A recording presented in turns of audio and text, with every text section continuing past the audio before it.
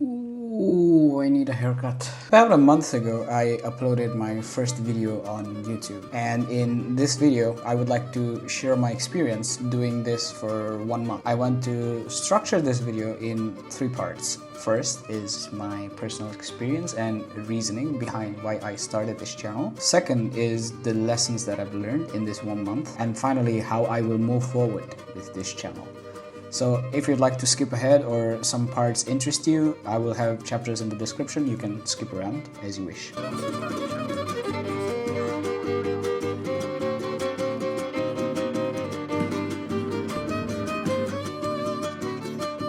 So after many years of consuming YouTube, I finally decided to move forward and start a channel of my own.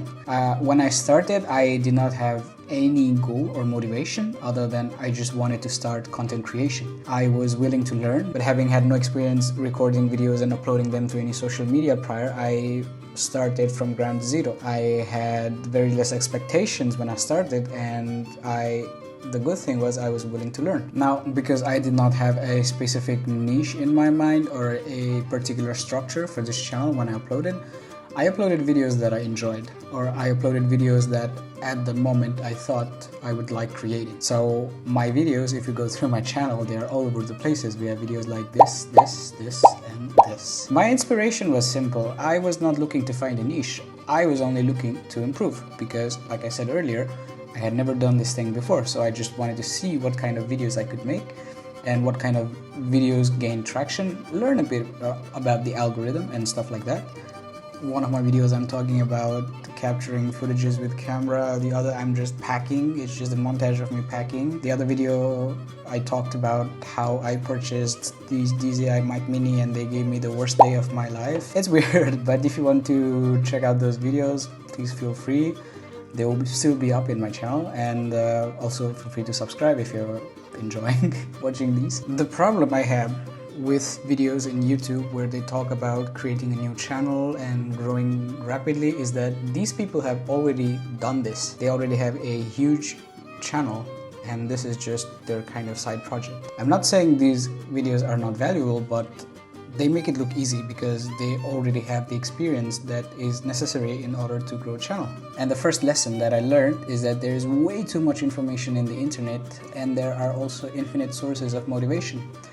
It's almost like a rabbit hole. So when I first started, I would just Google how to start a YouTube channel, and then from there you would follow up with other videos, and it's a huge pool. And there is a lot of information, so much information that it's actually easy to drown to the point where sometimes they feel counterintuitive. Like somebody will tell you this, the other person will tell you this, and there's like a clash of things, and you cannot actually understand which of these informations is the good one. And the best way that I have found to address this is simply try it out for yourself. The second point of this lesson is that there is also a lot of motivation. So when I started doing vlogs, I watched Casey Neistat.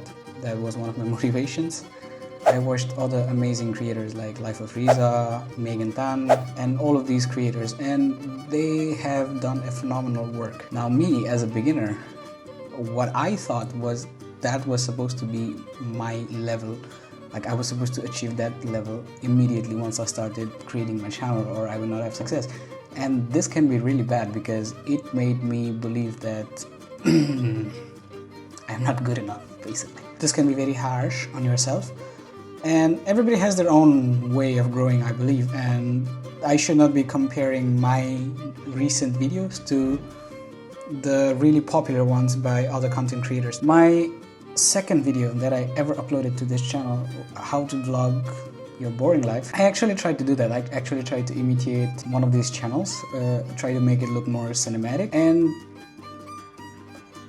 for me it was decent because I had never done anything like this before. But thinking back, I could have made that video way better if I had just stuck to what I knew instead of trying to take a big leap into what I didn't know. Now, I'm not saying it's bad to improve, but that step it's really important. That first step that we take, we have to make sure it's not a huge leap and that we are not actually demotivating ourselves by comparing ourselves to really big creators. The second lesson that I've learned is that ideas sound way better in your head, and that's okay. Especially if you create content like me, where I'm trying to present myself in camera, where I'm trying to make storytelling more interesting. These ideas, they sound really amazing in my head, and I have this entire cinematography, shot list, everything planned in my head, but when it comes time to replicate, it's actually quite difficult. Some of it is due to not having the best equipment, but others it's just difficult. It's like I'm trying to recreate a first-person perspective that my eyes see with my camera, and it doesn't really work. But I think that's okay, because it means that if you can visualize yourself creating a video, it means you're really passionate about it and you actually have a good idea of what you want to achieve. So that should be like your comparison, and then you can strive to get your video to that level as much as you can try. And the closer it is to actually what you thought of in your head, the better it is. So it's not necessarily a bad thing, but be ready to be disappointed with your first few creations, because they sound a lot better in your head. The third lesson that I've learned is videos that provide value actually do better. And by value, it can mean a lot of different things. It can be your experience, it can be something that the audience can resonate with, it can be something that can be actual value, like literal value. So two of the most popular videos in my channel, one of them is smartphones are still viable for YouTube in 2025, which according to the title has actual value. Like, I actually show how we can use smartphones to create good videos for YouTube.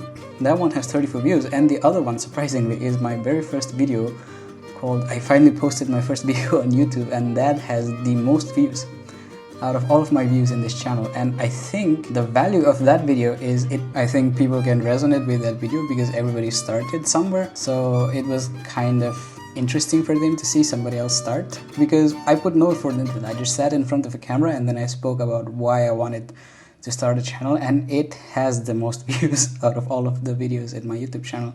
So value can be anything. It can be your experience, it can be your expertise. One of my least popular videos was the one that I posted like last week ago. It was amazing in terms of production. I think that was the first video I actually, after post-production, I was actually happy with. The video is just a funny montage of me packing my stuff and then talking in between. So I don't think it has that much value compared to the videos which have become popular. And then I hear people complaining all the time like, oh, but Emma Chamberlain uploads whatever she wants.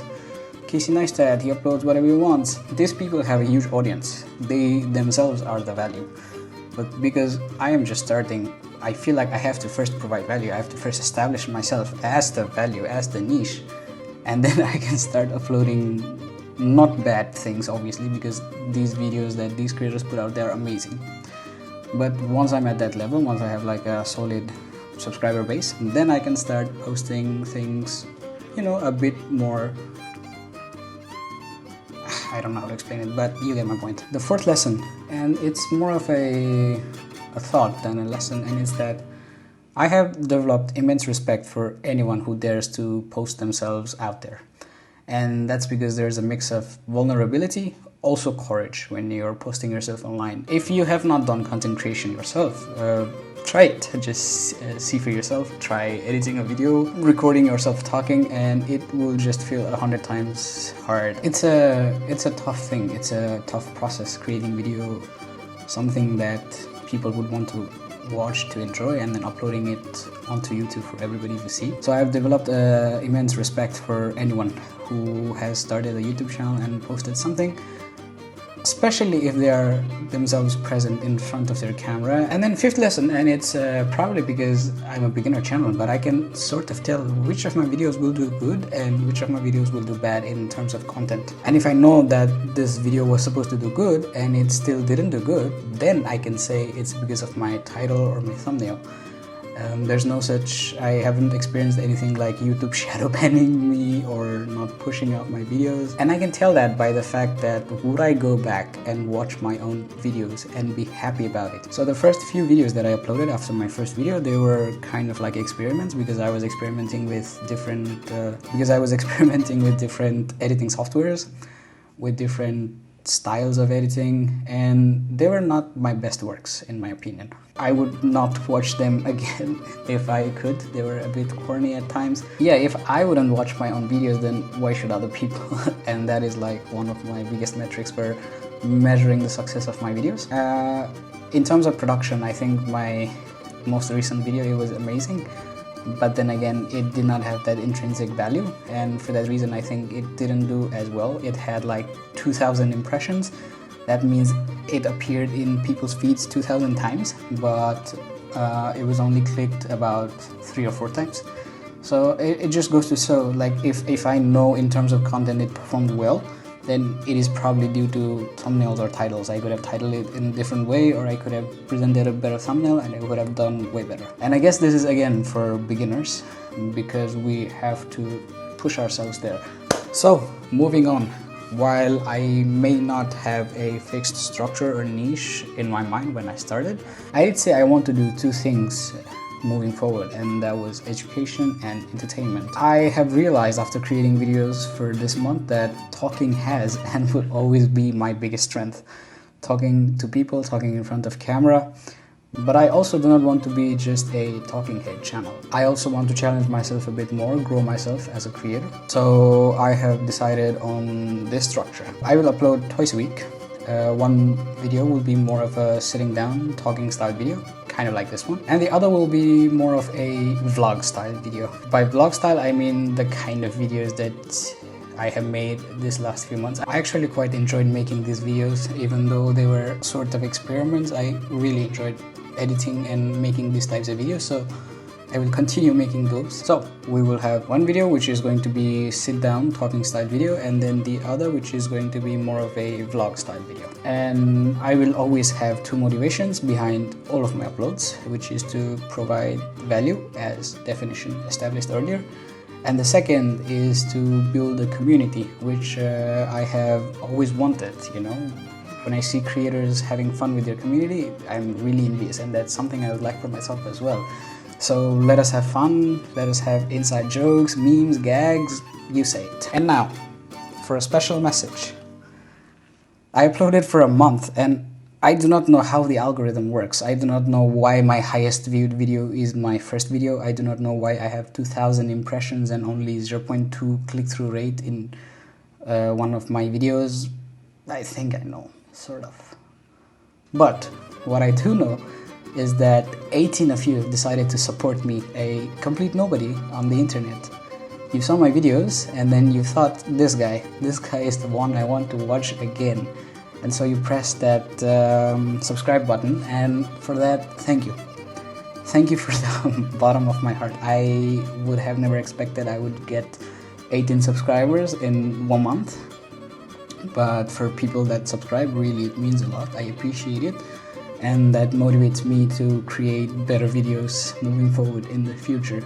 So thank you again for people who watched and subscribed to my channel. And again, if you have just found this channel, please subscribe, it will mean a lot.